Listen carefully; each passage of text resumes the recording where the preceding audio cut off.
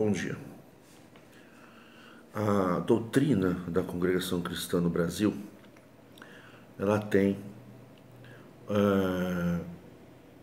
exigências para que você seja considerado pessoa, que na congregação não chama pessoa, na congregação não é pessoa. A congregação trata as pessoas como homem e mulher. Então elas tiram direitos das pessoas do sexo feminino, entendeu? A lei, aprenda isso, aprenda. Não adianta ir lá no livro do Apocalipse, na Bíblia não está escrito isso. Na Bíblia não vem previsto o crime de constrangimento ilegal.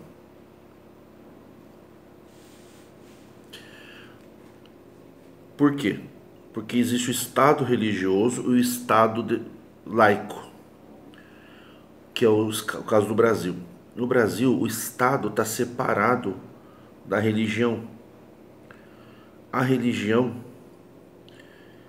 ela tem as suas normas bíblicas. Por exemplo, se um Estado é religioso, um Estado, assim, um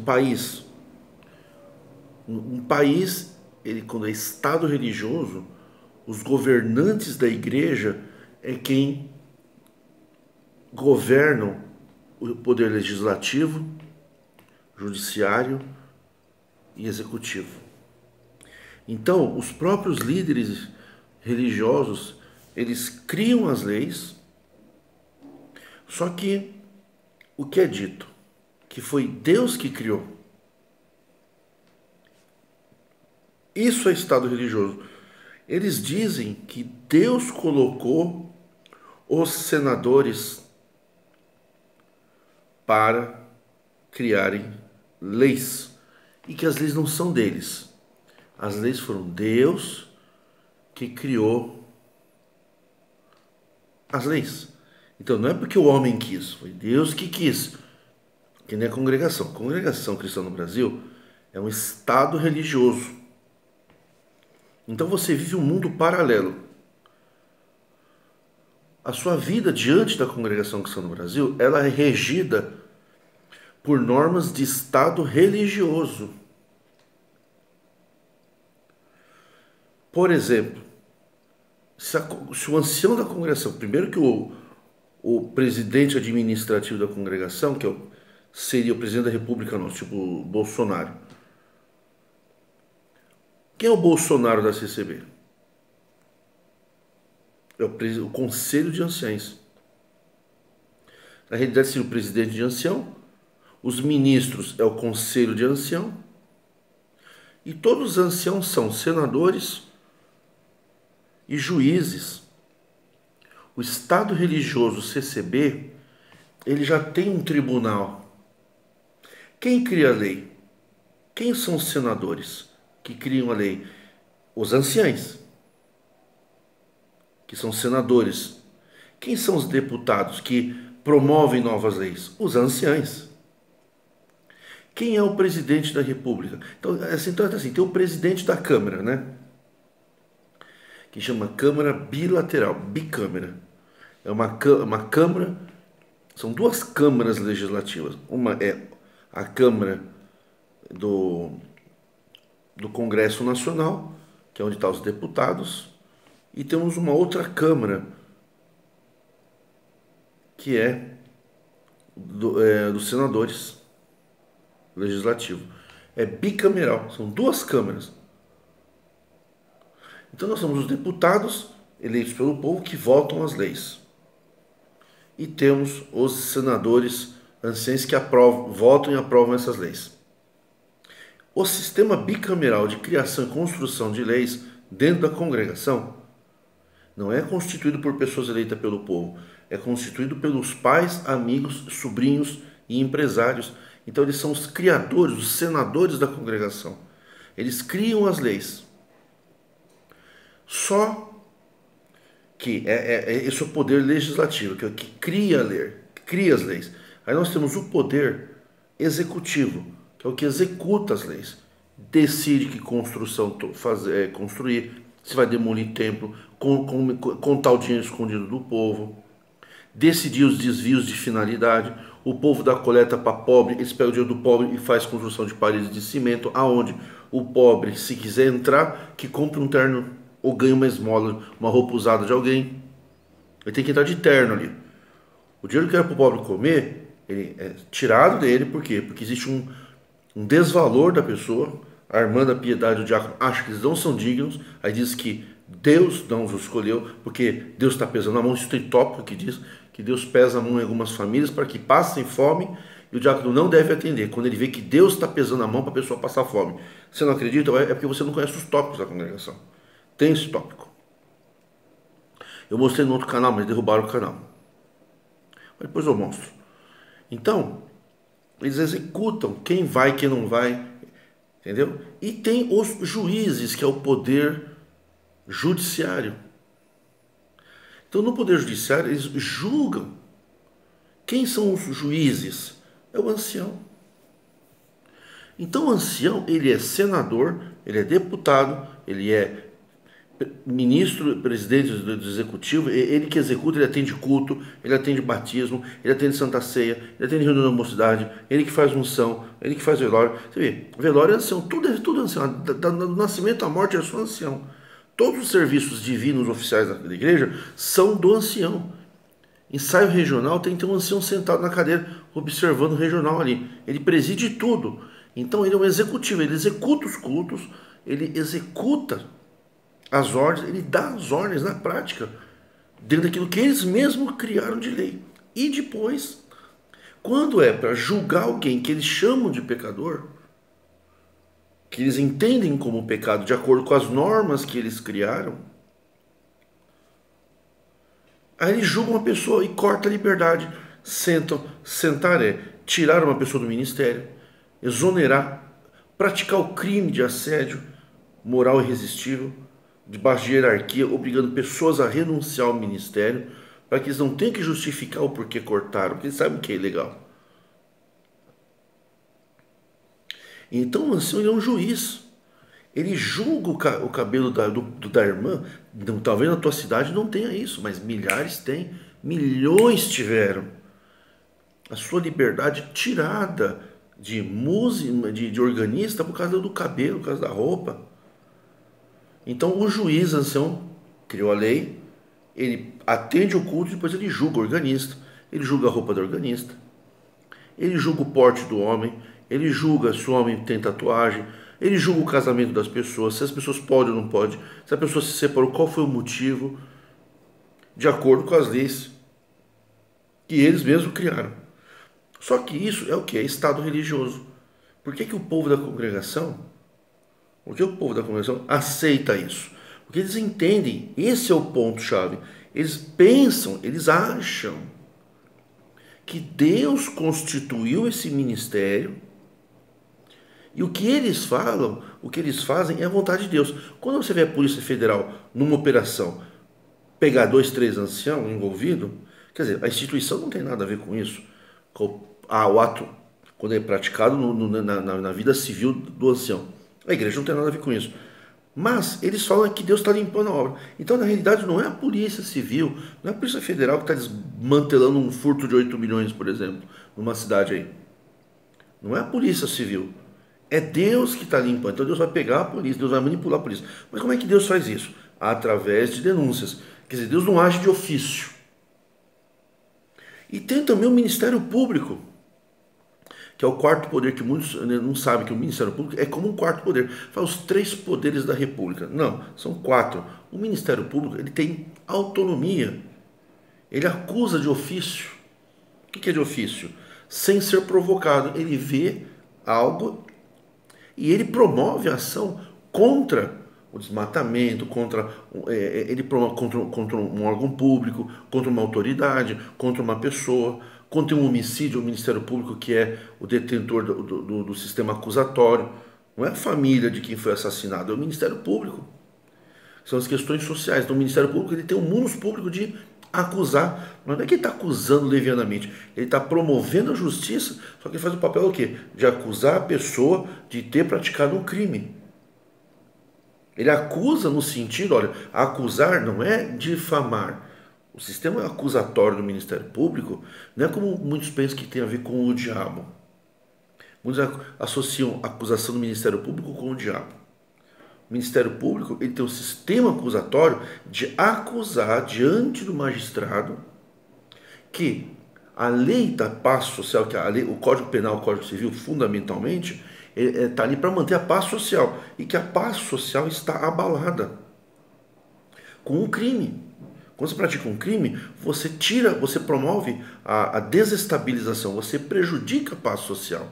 E o Ministério Público faz uma acusação dizendo: você infringiu esse artigo, essa lei, e você deve ser punido por tantos anos. Mas ele não fala para a pessoa, ele aponta para o magistrado.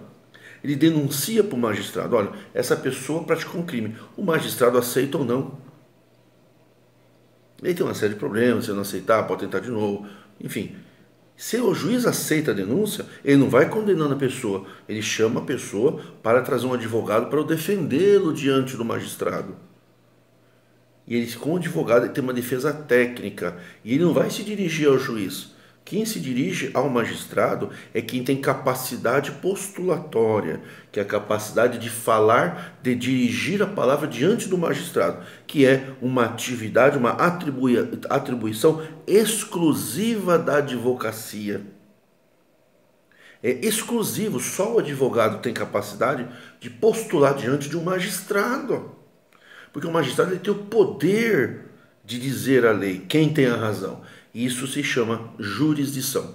Jurisdição é a capacidade que o magistrado tem,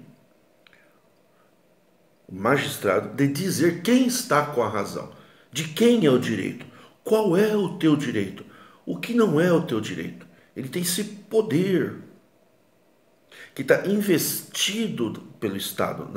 O magistrado togado, aquela capa preta que as pessoas, né, às vezes não entendem, aquela capa preta representa o quê? A investidura do Estado. O Estado é que está falando, não é a pessoa do magistrado. Ele está representando o Estado, o juiz. Mas ele não pode julgar a pessoa diretamente. Ele tem que falar com o advogado. Por quê? Porque o conhecimento do juiz é muito excelso, é muito grande. E somente um advogado, ele tem a capacidade de conversar com o juiz na grandeza do seu conhecimento. E tem muitas vezes que entender melhor, compreender a lei melhor do que o magistrado. Que se o magistrado o sentenciar, ao sentenciar o seu cliente, a qual ele é a voz do réu, ele tem que notar aonde o magistrado se equivocou e fazer uma contestação daquela sentença e levar para o Tribunal de Justiça, que é o segundo grau. E uma turma de 3 desembargadores, que são juízes também, de carreira, de elevado saber, de notória capacidade, de carreira, são juízes super experientes. O advogado vai ter que convencer 3 juízes que o seu cliente é inocente e que a sentença do juiz tem um erro de interpretação. E aquela turma pode não acolher o recurso, a apelação ou o recurso, e não dar provimento. Ele não acolhe aquele recurso. 3 desembargadores. Depois, o advogado, se ele inconformado ficar na defesa do seu cliente, ele postula diante do STJ, que são ministros, e também são várias turmas.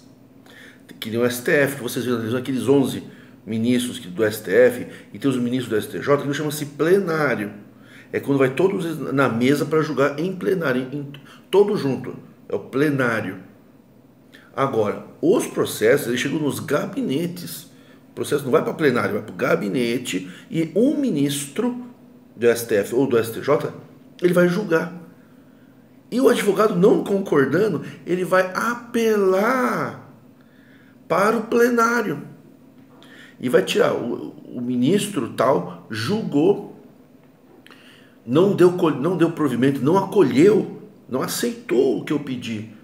Então eu quero que esse julgamento vá para plenário e que os outros ministros julguem. Ou que troque de turma. Uma turma de juízes julgou de um jeito, mas tem uma outra turma de juízes e ministros que julgaram de outro, que é a favor. Então eu entro com embargos de divergência e pego aquele processo e peço para remeter para outra turma. É possível essas manobras jurídicas. Isso na congregação não existe. Imagine uma pessoa onde um tribunal só tem 1 grau. Só tem 1 grau. O juiz ancião. E se você tentar apelar para o Braz, o que o Braz faz? Ele te volta você para o ancião. Ele não acolhe, só se você for milionário. Aí eles não tem nem julgamento. Porque o ancião mais velho, ele é amigo e parente do ancião mais novo. Esse é o problema. Então é fraudulento o sistema judiciário da congregação, porque além dele acumular todo o poder administrativo, legislativo, cria leis, executa e julga as pessoas. Ele toma conta do dinheiro, ele é chefe do Banco Central. Imagina um cara que ele é chefe do Banco Central, ele é chefe de tudo, ele manda em tudo. E tudo entre parentes e amigos. O que na política não pode, no Estado republicano, na igreja é a coisa mais normal. O que as pessoas fazem? Elas entregam a sua vida para o Estado religioso CCB. Você entendeu? Quando você se submete a uma vida onde o ancião vai governar a tua vida, que você diz que é Deus que está fazendo aquilo, você adotou o sistema religioso, Estado religioso. Só que tem um problema, nós estamos no Estado laico, nós estamos no Estado republicano. Que é tudo que eu falei para vocês. Ninguém pode ser obrigado a fazer algo que a lei não obriga. Eu sou obrigado a renovar minha CNH. Eu sou obrigado a declarar imposto de renda se eu ganhei X valores. Eu sou obrigado a registrar uma certidão de nascimento de um filho. Eu sou obrigado. A lei me obriga. A lei não me obriga. A lei não me obriga a dormir às 10 da noite. A lei não me obriga a usar chinelo Marcos Havaiano. A lei não me obriga a comer bife. A lei não me obriga a usar bermuda na terça e calça na quinta. Vocês entenderam? Então tem coisas que é o quê? A liberdade da autonomia da vontade humana. Eu tenho vontades que a lei não me impõe e não me proíbe. A mulher na congregação, se ela olhar para o Estado democrático de direito, como uma brasileira, ela tem o direito de... A lei proíbe ela de cortar o cabelo? Não. A lei proíbe ela andar careca? Não. A lei proíbe ela manter o cabelo comprido? Não. A lei obriga ela a botar o vestido para dizer que tem moral? Não. Moral, bons costumes e valor ético, elas são conquistadas como cidadania. Quem é cidadão? É quem cumpre os seus deveres, respeita a sociedade, promove benefícios para a sociedade e tem o reconhecimento social. Essa é a pessoa que goza de presunção de boa-fé. A presunção de boa-fé, ela não está ligada no julgamento moral das pessoas no âmbito da vida privada. Você não, na sociedade moderna, você não é julgado. Você não é julgado por se você casou e se separou. Presidente Vladimir Putin, ele estava casado 30 anos. Ele se separou faz alguns anos e começou um relacionamento novo, 30 anos.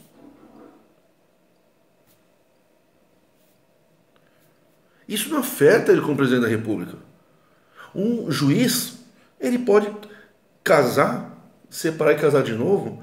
Ele pode fumar cachimbo, ele pode fumar cigarro, ele pode beber uísque, porque ele não pode ficar bêbado na rua.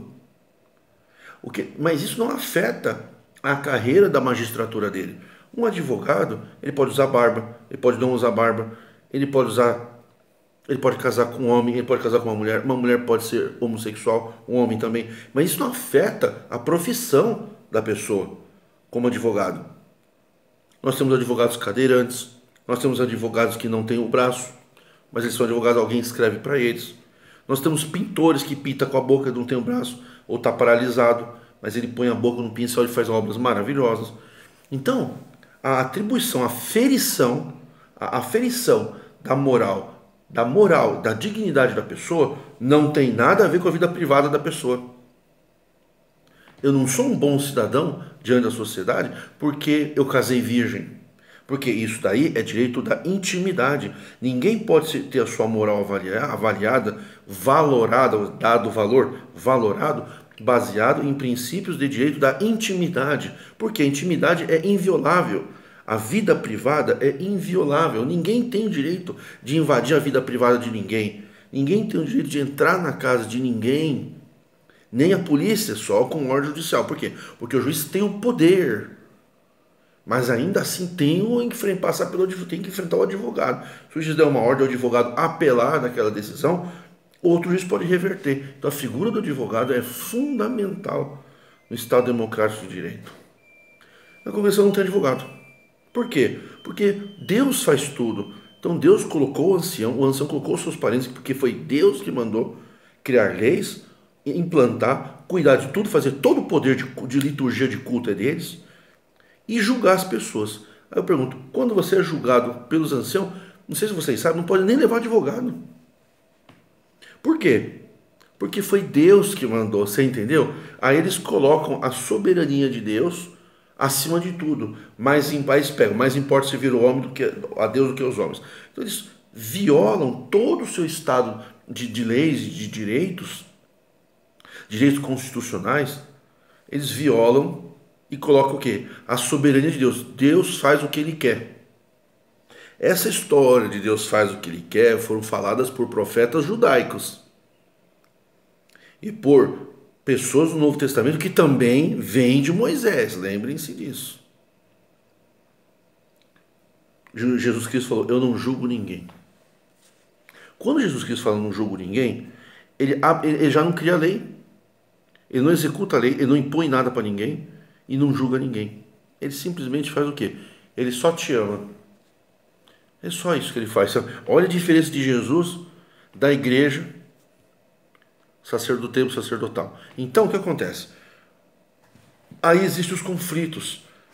Você tem o direito de divorciar dentro da lei. Casar novamente. Isso afeta a tua moral? Não. Isso afeta a tua profissão? Se você trata bem os teus filhos, você é um pai, uma mãe presente? Que ato imoral você praticou ao divorciar e casar de novo? Que ato imoral você praticou usar uma calça comprida? Que ato imoral você praticou de ir num cinema, de ir numa praia, de frequentar uma determinada igreja? Que ato imoral você praticou? Nenhum. Mas a congregação sim. Porque eles criam normas que não têm nenhum valor diante da Constituição Federal Brasileira. E isso em outros países também, tá, gente? Então você que está passando grandes problemas na tua vida, você tem que entender que viver de acordo com a doutrina da congregação, você está submetendo a sua vida ao Estado religioso. E o Estado religioso é que nem você viver no Irã. Não é o Ayatollah que dá as ordens. É Deus que manda ele dar, entendeu? Deus mandou matar a pessoa. Então tudo quem faz é Deus. Nós sabemos que isso não é verdade. As pessoas fazem aquilo que querem para proveito próprio, para angariarem coletas e impõem normas de doutrina, para quê? Para criar duas classes sociais dentro da igreja. A dos privilegiados, os que andam dentro da lei, que são os que vão entrar no céu, em troca disso, e tem status de servo de Deus, eles ganham uma liberdade para participar do culto, chamar hino, essas coisas. É como um documento, um passaporte. Você tem liberdade? Você pode fazer, quer dizer, fazer tudo entre aspas, chamar hino, orar, testemunhar, pregar a palavra, contar dinheiro, receber coleta, participar das decisões da igreja, não. Aí não. Então uma liberdade, você entendeu? Uma liberdade, uma semi-liberdade, que é uma licença para você participar do culto, para você girar o culto, para você ajudar a balançar as águas. Quanto mais balança, mais fervoroso, mais coleta. Você pode se sujeitar a isso, como você também pode ser um cidadão brasileiro. O conflito é qual? O conflito é que quando a pessoa quer ser brasileiro e usufruir dos seus direitos constitucionais, a igreja fala que aquelas práticas que ela escolheu tiram o bom testemunho da igreja e excomunga a pessoa da igreja. Exemplo, a moça e o moço que tem uma relação sexual consentida sem assinar um termo de casamento civil. Fazer sexo antes de casar no papel. Isso não tem problema nenhum, isso não afeta a moral de ninguém. A sociedade, hoje a sociedade moderna admite isso. A sociedade moderna do tempo bíblico não admitia no estado religioso. Mas a própria sociedade brasileira, mesmo não sendo estado religioso, não admitia o casamento, o sexo no casamento, até o meados dos anos 1960. Mas a sociedade evoluiu com a revolução da pílula, com a liberdade, sabe, da mulher poder tomar pílula e começar, sabe, controlar, não ter filhos para ter sexo só por prazer. Foi a revolução da pílula, nos anos 70. Começou os grandes shows de rock, as mulheres, a liberdade para poder fazer amor, poder fazer sexo, com uma liberdade, entendeu? Sem atentar contra a dignidade, sem obrigar a pessoa a fazer sexo para ter filho, como era a sociedade. Você pode ver os avós para trás, era 10, 15 filhos, cara. Que é o que a religião quer, filhos para procriar. Procriar o quê? Para encher as igrejas. Então eles fazem cultinho para criança, para catequizar a criança, desde pequeno para ficar dentro da igreja. Você entendeu? E aí você tem que tomar uma decisão na tua vida, meu amigo. O Estado religioso CCB, onde tem todo esse grau de injustiça, desse poderio absoluto do monarca que vai passar o ministério para o filho dele, dos seus puxa-sacos, dos seus idólatras, dos seus doadores de dinheiro, sem direito a nada. É pura idolatria mesmo. Ou você entrega a tua vida para eles, julgar você, ou você exerce a sua cidadania. A relação sexual é uma coisa da intimidade da pessoa. A igreja vem e fala, não, isso aqui não é da intimidade de você. Tira a intimidade, traz a público, ó, você perdeu o cargo da igreja, você foi cortado, por quê? Porque você tem uma relação sexual. A igreja inteira fica sabendo, essa é a verdade, por algo que não é crime. Aí você na igreja perde a sua moral, que é o quê? O bom testemunho. Você é um ancião, você é um músico, você tem uma ilibada idoneidade, você se divorcia, casa de novo, mas você continua sendo uma pessoa de moral para a sociedade. O divórcio hoje é um fenômeno absolutamente normal. Por quê? Porque tem gente que está casado e é um crápula. Tem homens que são casados e violentam as esposas e respondem processo por estupro. Não sei se vocês sabem, tem muito homem respondendo por violência doméstica porque violenta sexual a mulher. Estelionato patrimonial, estelionato sentimental, isolamento. Tem homens que isolam a mulher da família, isolam da rede social, manipula, toma o celular, xinga, agride, esconde salário, humilha, castiga com punições emocionais. Tudo isso para a congregação não mexe. Ela não vai e pune a pessoa. O importante é que o casal fique casado dentro da igreja. Se estiver casado, o casamento abafa tudo. Mas isso, aqui na sociedade moderna, no Estado republicano brasileiro, isso é crime. O que é violência doméstica no mundo normal, dos seres humanos normais brasileiros, na congregação não é. O ancião ainda pregou, olha, tem muita mulher apanhando violência dentro de casa, temos que pedir a Deus, temos que tolerar, pedir paciência e fechar a boca. Isso é crime. Um ancião falar isso, ele pratica um crime. É porque estão mais uns anos, a congregação vai responder por muitos processos. É uma questão de evolução da quantidade de críticos, de clamor público. Muita gente vai entrar com ação contra pessoas da congregação, vai perder, mas vai chegar uma hora que vai chamar a atenção. É que nem os críticos ficaram muitos anos pregando, eu fiquei muitos anos pregando, e outros também, ninguém deu bola. Mas quando a coisa começa a crescer, aí os anciãos começam a dar, opa, os críticos estão incomodando. E isso vai acontecer no Poder Judiciário contra a congregação. Vai chamar a atenção de muito juiz. Então, para você ter um bom testemunho dentro da congregação, você tem que violar o seu direito, a sua autonomia da vontade. Eu não quero fazer isso, então você vai fazer. Eu não quero casar no papel. Eu quero ficar casado, quero viver junto, não quero casar no papel por enquanto. Você vai casar no papel, senão você vai perder o cargo. Você não pode se separar, a não ser que vocês se separem e fica torcendo para o outro arrumar alguém. Aí você tem liberdade da igreja, sabe? Isso daí é de uma podridão intelectual tão grande. Mas nem no passado acontecia isso, gente. Tamanha estupidez do líder religioso. Como ser feliz? Você escolhe. A doutrina da congregação é a seguinte: quem exerce direito constitucional em conflito com o direito que o ancião falou que Deus mandou, ele vai para o inferno. Simples assim. E aí Deus destrói você na eternidade. Então, para você ter carta de bom testemunho na igreja, você tem que abrir mão de todos os seus direitos da pessoa, direitos constitucionais. E muitos acreditam nisso. Muitos acham que seria não aceitar a arbitrariedade, o abuso de autoridade do ancião, a invasão na vida privada e o crime de constrangimento legal que tem que se submeter, Deus não vai amar ele. Olha que estupidez. Quando foi que Jesus falou isso? Jesus ainda falou, dá a César o que é de César. César é o nome do poder judiciário, o Tribunal de César. O que é Tribunal de César? Tribunal, não que eu falo, Supremo Tribunal Federal. É que o nome era César. O pessoal pensa que César era um cara que ficava sentado ali. Não. Quem eram os Césares? Pode ver. Os Césares, que é o quê? Os presidentes dos impérios romanos. Que era o quê? Ele era o chefe do poder judiciário. O imperador, ele era juiz também. Hoje não. Hoje não é mais assim. E é por isso que as pessoas não conseguem ser felizes. Por isso que você não se separa e casa de novo. Porque você está vinculado ao estado religioso. Você acha que Deus realmente vai desgraçar você na eternidade depois que você morrer. Porque você exerceu um direito constitucional. Liberdade sexual. Eles acham que a liberdade sexual tem a ver com depravação. Como se um casal de jovens tivesse uma relação sexual e ainda não se casaram ou não querem casar, como se eles fossem depravados.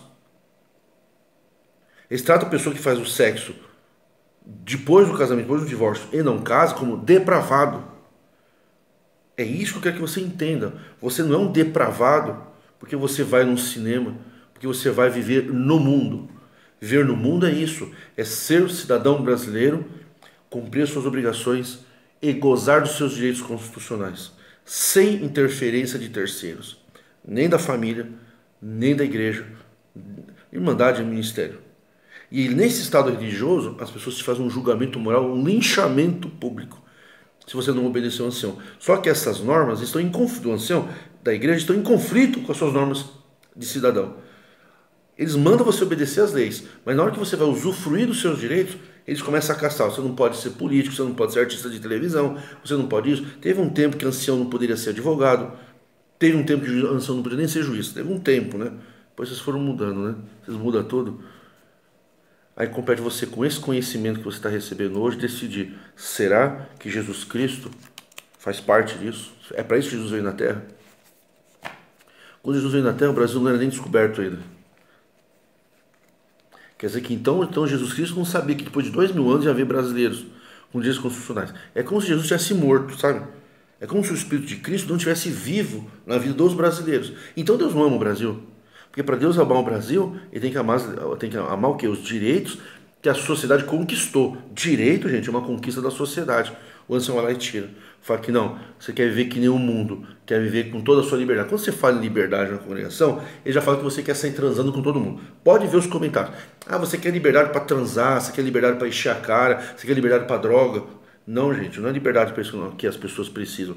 Liberdade para ser feliz não é para ir para o mundo das drogas, não é para ir para a putaria, não é para, sabe, ser um devasso, um puteiro sem vergonha, para ser bandido, para sair com prostituta, como vocês falam. Liberdade constitucional não tem nada a ver com depravação moral. É liberdade para eu escolher com quem eu quero viver o tempo que eu quiser, usar a roupa que eu quero.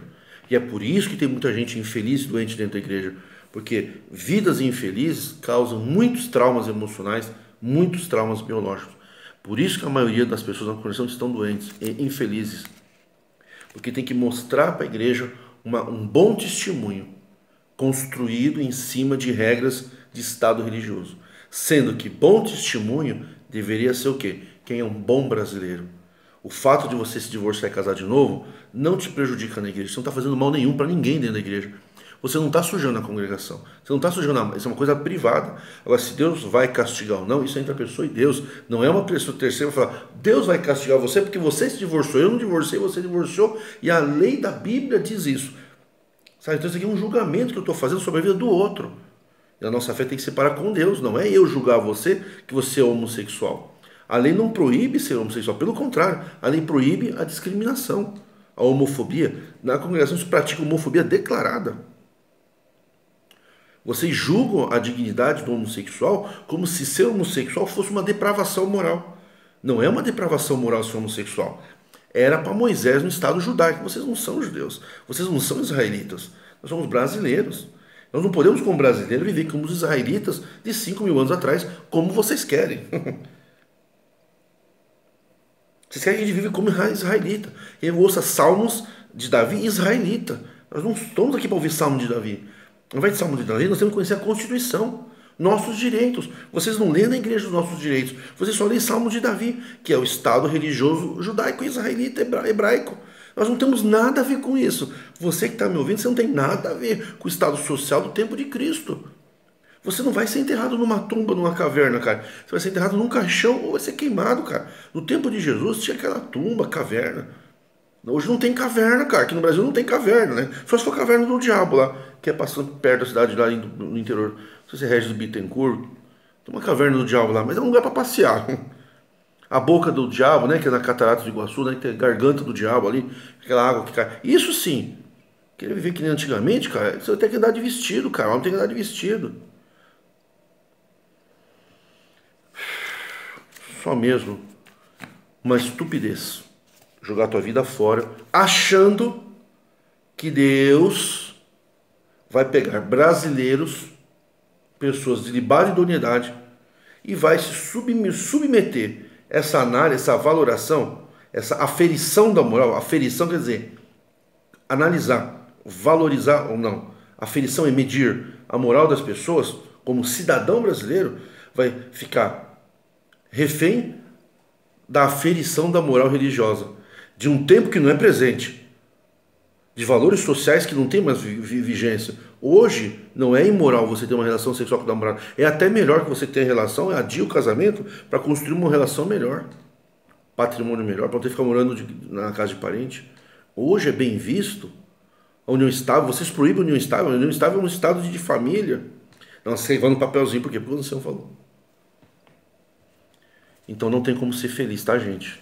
Não tem como ser feliz.